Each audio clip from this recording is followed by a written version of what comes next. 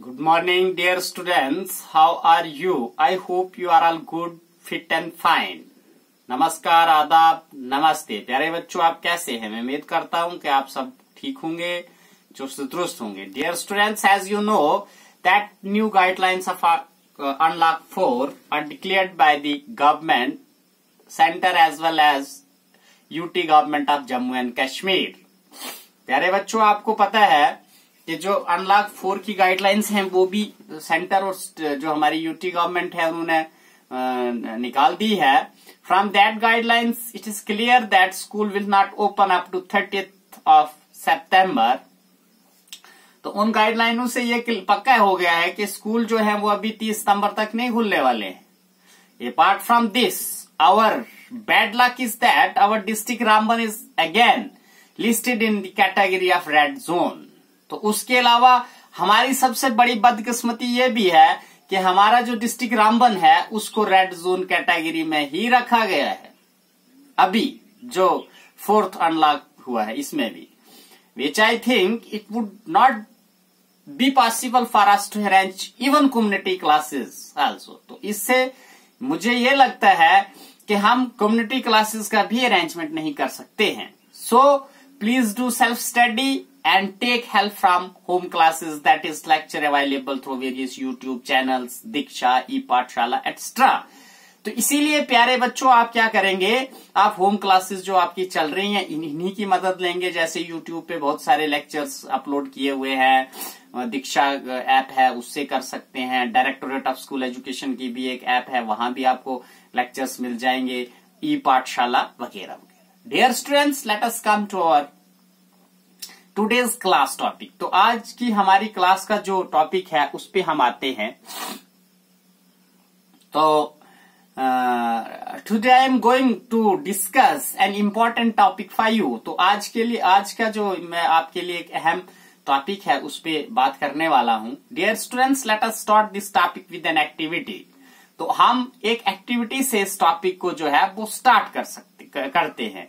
तो आप क्या करना है, कंसीडर ए, मतलब take a block of wood placed on a wooden table. तो आपने क्या करना है, एक ब्लॉक ऑफ वुड लेना है। देखिए, this one is block of wood, ये ब्लॉक ऑफ वुड है, ये नीचे हमारा टेबल है, ठीक है।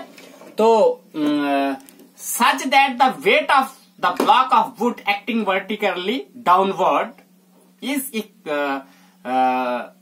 Equal to the reaction of the table और दैट इज वर्टिकली अपवर्ड। तो ये जो है वुडन लॉग, तो इसका जो वेट है वो क्या कर रहा है, वर्टिकली जो नीचे की तरफ है, ठीक है। तो इसको हमने क्या किससे कंसीडर किया हुआ है, W, ओके। और ये जो हमारा टेबल है, दिस वन टेबल, ये टेबल है, तो ये क्या कर रहा है, अपवर्ड रिएक्शन कर रहा है, ओके। तो नाउ अब क्या होता है, if this block is attach to a spring balance. तो ये जो वुडन ब्लॉक है इसको अगर हमने इस तरह, ये जो स्प्रिंग बैलेंस है इसके साथ अगर हमने इसको अटैच किया हुआ है तो क्या होगा, spring balance is pull toward right gently. तो हम इसको अपनी तरफ ऐसे आहिस्ता से खींचते हैं, इट इज ऑब्जर्व्ड, तो ये लगता है कि that the block initially does not move. तो पहले थोड़ा सा जोर लगाने पे ये ब्लॉक जो है ये मूव नहीं करेगा। However, when the applied force is gradually increased, a stage come when the block just starts sliding. इधर लाइए। तो जैसे ही अगर हम इस पे थोड़ी सी ताकत लगाएंगे तो ये क्या करेगा, चलने शुरू हो जाएगा, ओके। तो फिर क्या होता है, the question arises, what does the question arises, why does not the block move with gentle force? तो जब हमने इसको कम ताकत लगाई थी तो तब ये ब्लॉक जो है, ये जो लकड़ी है, ये क्यों नहीं मूव हुई थी? The answer to this question is that, तो इस सवाल का ये जवाब है, an equal and opposite force is applied on the surface of the table. तो हम जितनी ताकत इधर लगा रहे थे इस साइड स्प्रिंग बैलेंस को खींचने की, उतनी ही उसके बराबर और जो उल्टी साइड एक ताकत लग रही थी।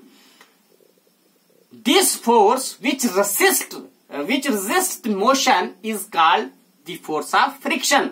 तो वो ताकत जो इसकी हरकत को रोक रही थी, यानी इनिशियल स्टेज में इसको मूव नहीं करने दे रही थी लकड़ी को, the force of friction is called the force of friction. तो उस ताकत को हम फोर्स ऑफ फ्रिक्शन कहते हैं. तो डियर स्टूडेंट्स, मुझे लगता है कि आपको इस एक्टिविटी से समझ आ गया होगा. अगर हम क्लास के अंदर होते तो देन वी डू दिस, हम इसको अच्छे तरीके से कर सकते थे.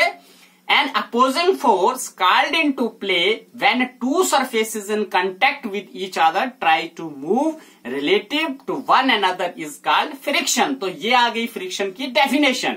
क्या हुई कि an opposing force called into play, तो एक अपोजिट डायरेक्शन में यानी मुखालफ समत में एक ताकत लगती है.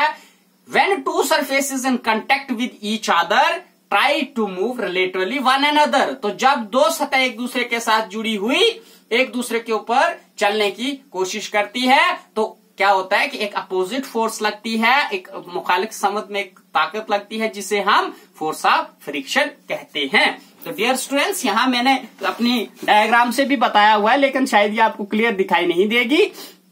तो इसमें हमारा this one is spring balance, this one is wooden log, ये यहां इसको फोर्स ऑफ फ्रिक्शन लग रही है.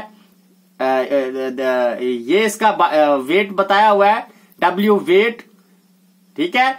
और जो बताया हुआ नॉर्मल रिएक्शन के लिए this one is F for force, P for applied force, तो this one is spring balance. तो you can see this on page number 174 of your science text book which is provided free of cost to you by we people. हम government की तरफ से हमने आप लोगों को ये फ्री बुक्स दी हुई हैं, तो उसको आप अच्छी तरह इस डायग्राम को देख के भी समझ सकते हैं.